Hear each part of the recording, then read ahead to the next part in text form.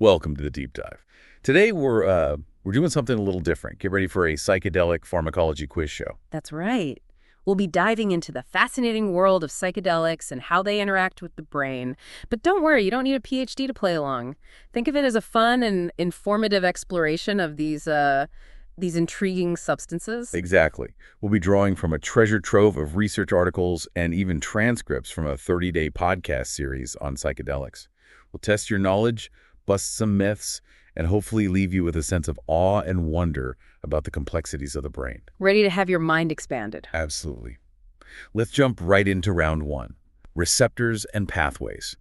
Think of this as exploring the intricate communication network within the brain. All right, let's start with a question that gets to the heart of how psychedelics work.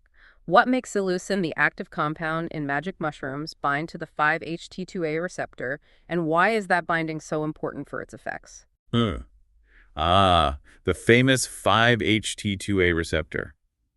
It seems like this receptor plays a starring role in the world of psychedelics. I've heard it's key to those classic psychedelic effects like visuals and altered thinking.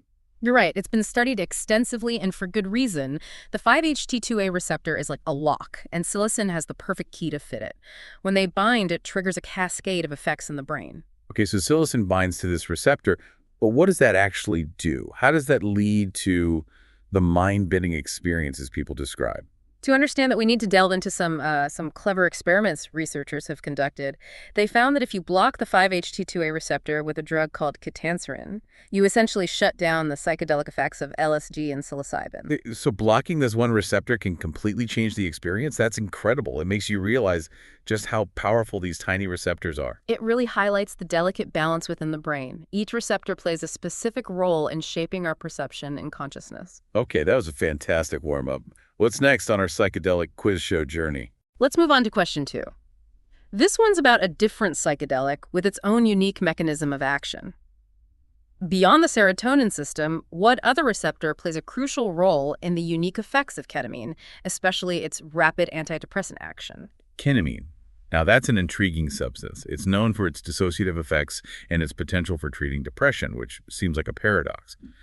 But what's happening at the receptor level that sets ketamine apart? The key player here is the NMDA receptor, which is involved in learning memory and even pain perception. So ketamine works on a completely different receptor system than psilocybin. That's fascinating.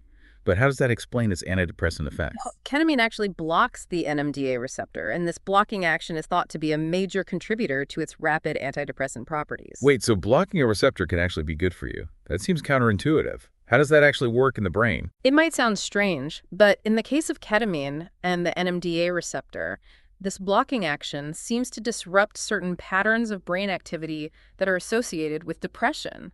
It's like hitting a reset button on those neural circuits. That's mind-boggling. I've heard a lot about ketamine being used for depression treatment lately, and now it's starting to make more sense. It's an exciting area of research, and these findings have opened up new avenues for understanding depression and developing novel treatment approaches. It challenges our assumptions about how medications work in the brain. All right, I'm officially hooked on this psychedelic pharmacology quiz show. Let's move on to round 2, which is all about impacts and mechanisms. We're diving deeper into how these substances actually change the brain and our experiences. Ready to explore the mysteries of neuroplasticity? Bring it on. What's our first challenge? Here's a question that often sparks debate. Can a single experience with psilocybin really have long-lasting effects on the brain? If so, how? That's a question I've pondered myself. I've heard stories about people having profound, life-changing experiences after just one psychedelic journey. But is there any scientific evidence to support that? There is, and it all comes down to the incredible phenomenon of neuroplasticity, the brain's ability to change and adapt throughout life.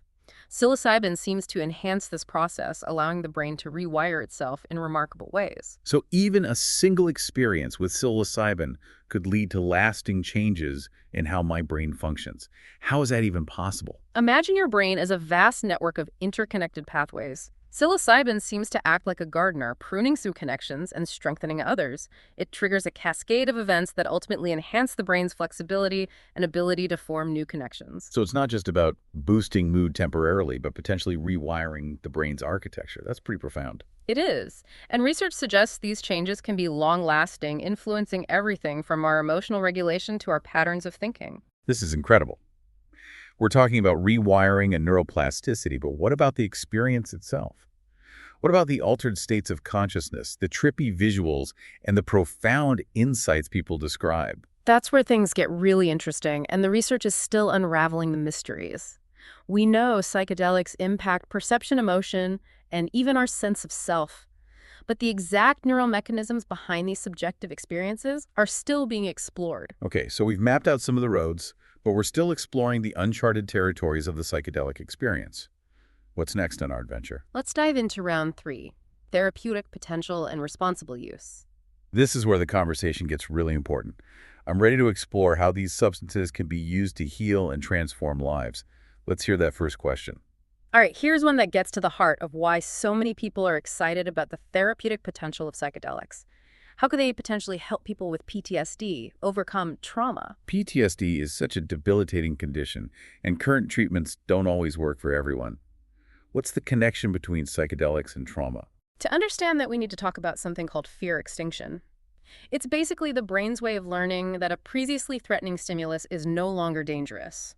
It's how we adapt and move on from scary experiences. That makes sense. Yeah. But how does that relate to PTSD? In PTSD, this fear extinction process gets disrupted. It's like the brain's alarm system gets stuck in the on position, constantly reacting as if the traumatic event is still happening, even though it's in the past. So people with PTSD are essentially trapped in this cycle of fear and anxiety, even when they're safe. Exactly. And that's where psychedelics might be able to help.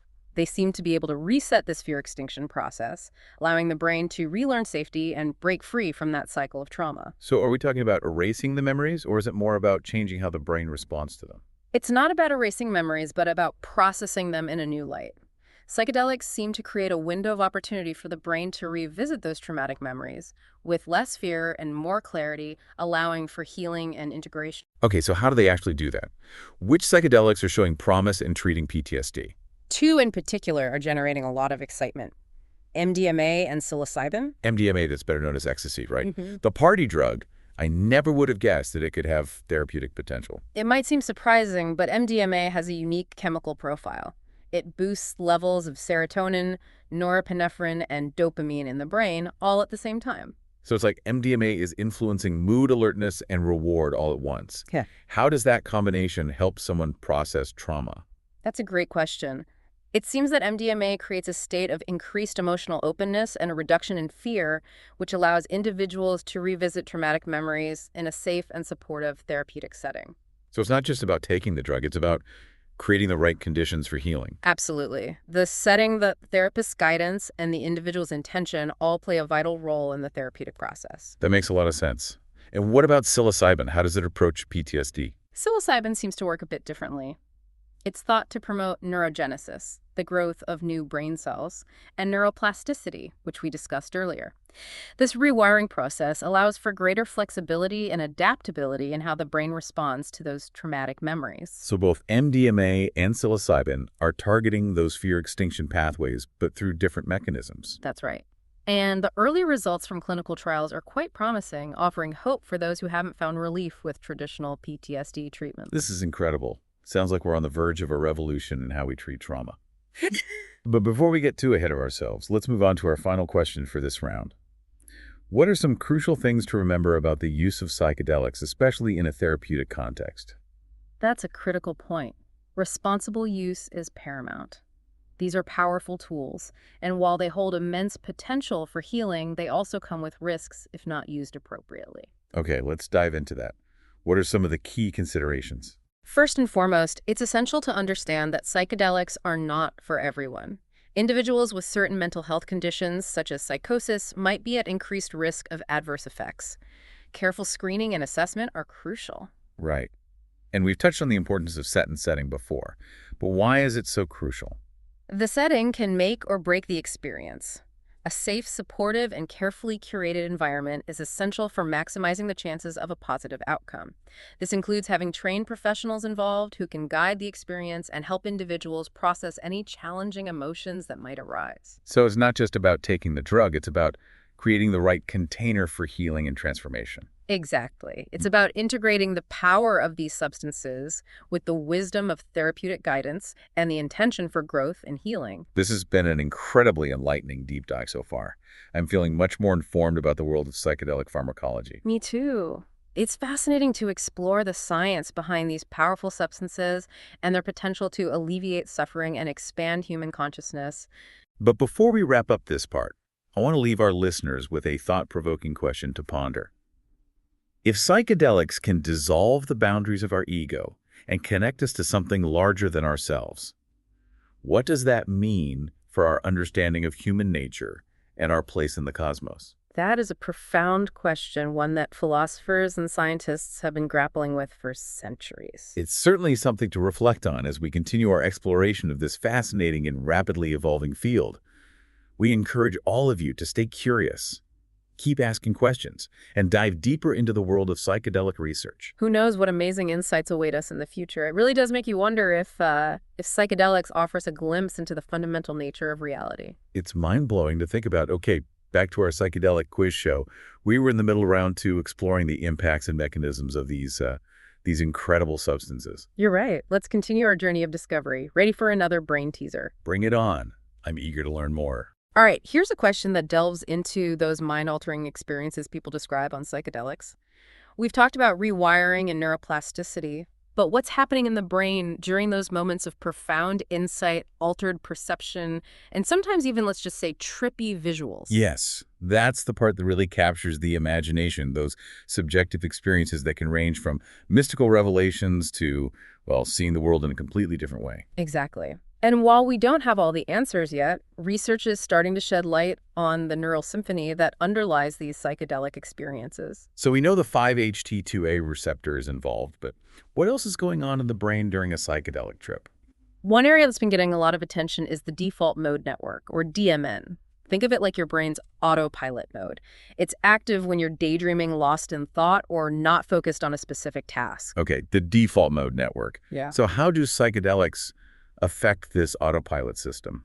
They seem to disrupt it, leading to a decrease in activity in the DMN. Interesting. So what happens when our brains shift out of this default mode? That's when things get really interesting. Individuals often report a sense of ego dissolution, a feeling of oneness with the universe, and a reduction in self-referential thinking. It sounds like the boundaries between the self and the outside world start to dissolve. That's a common theme in psychedelic experiences, and this shift in perspective, this letting go of the ego, is thought to contribute to the therapeutic potential of these substances. So psychedelics might help us break free from those rigid thought patterns and limiting beliefs that can keep us stuck. Exactly. It's like they're giving the brain a chance to reboot, to explore new possibilities, and connect with a wider sense of self. Fascinating. Yeah. But what about the visual hallucinations that people often experience? What's going on there? While the exact mechanisms are still being investigated, research suggests that psychedelics might be increasing communication between different areas of the brain that don't normally interact. So it's like creating new pathways of communication. Yeah. Allowing different parts of the brain to talk to each other in ways they normally wouldn't. Precisely. And this enhanced connectivity could explain those vivid, sometimes bizarre, and often awe-inspiring visuals that people describe. Wow.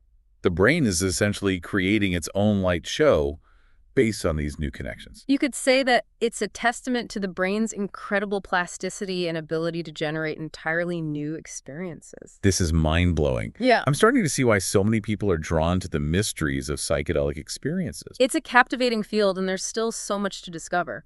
But before we move on to round 3, I want to emphasize something that's often overlooked in these discussions. What's that?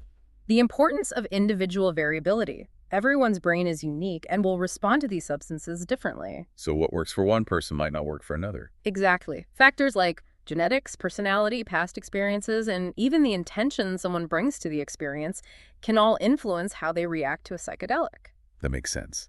It's a reminder that we need to approach these substances with caution, respect for their power, and an awareness that there's no one-size-fits-all approach. Absolutely. Responsible use and careful consideration of individual factors are crucial. Well said. Okay, I think we're ready for round 3. Therapeutic potential and responsible use. Hit me with your best question. All right, let's delve deeper into how psychedelics are being used to treat a wide range of conditions. This next question focuses on PTSD again, a condition we touched on earlier. Great PTSD is such a complex and challenging condition. I'm eager to learn more about how psychedelics might offer new pathways to healing. Here's the question. We know that PTSD can be incredibly difficult to treat, and traditional therapies don't always provide lasting relief. So how can psychedelics potentially help people with PTSD overcome the grip of trauma? It's a question that holds so much hope for those who are struggling. We talked about fear extinction earlier, but can you elaborate on how psychedelics might actually help rewire the brain's fear response? Of course. Imagine the brain as a garden. Trauma can be like a weed that takes root, disrupting the natural flow and harmony of the garden. Psychedelics in the right context can act like a powerful tool that helps us uproot those deeply embedded patterns of fear and anxiety. Yeah, it really makes you think about all the possibilities out there, doesn't it? Yeah. So we've talked about PTSD and some of the challenges and ethical considerations surrounding psychedelic therapy. What else is there? Well, one area that often comes up is the use of psychedelics in palliative care to help individuals cope with the emotional and existential distress associated with a terminal illness. Oh, wow. That's a heavy topic, but an important one. How are psychedelics being used in this context? Research suggests that psilocybin, for example, can help reduce anxiety and depression in patients with life-threatening cancer diagnoses. Really? So in the face of death, these substances can actually help people find a sense of peace and acceptance. That's what the research is suggesting. It seems that psychedelics can help individuals confront their fears about death, connect with a sense of meaning and purpose, and even experience a profound sense of connection with something greater than themselves. That's incredibly powerful. It seems like psychedelics are offering a new way to approach end-of-life care, focusing not just on physical symptoms, but on emotional and spiritual well-being as well. Absolutely. It's about addressing the whole person, not just the disease. This is all so fascinating. I feel like we've barely scratched the surface of what there is to know about psychedelics and their potential applications. Me too. Yeah. And that's what makes this field so exciting. There's so much more to explore, so many mysteries to unravel. Well said. It's been an incredible deep dive. We've covered a lot of ground, but I feel like we've only just begun to tap into the vast potential of these extraordinary substances. I agree. The future of psychedelic research is bright, and I'm eager to see what discoveries lie ahead. I am too. So to all our listeners out there, we encourage you to stay curious. Keep asking questions and keep diving deep into the world of psychedelics. Who knows what amazing insights await us in the future? And remember, always approach these substances with respect, intention, and a commitment to responsible use. Thank you for joining us on this incredible journey. Until next time, keep exploring, keep expanding, and keep those minds open.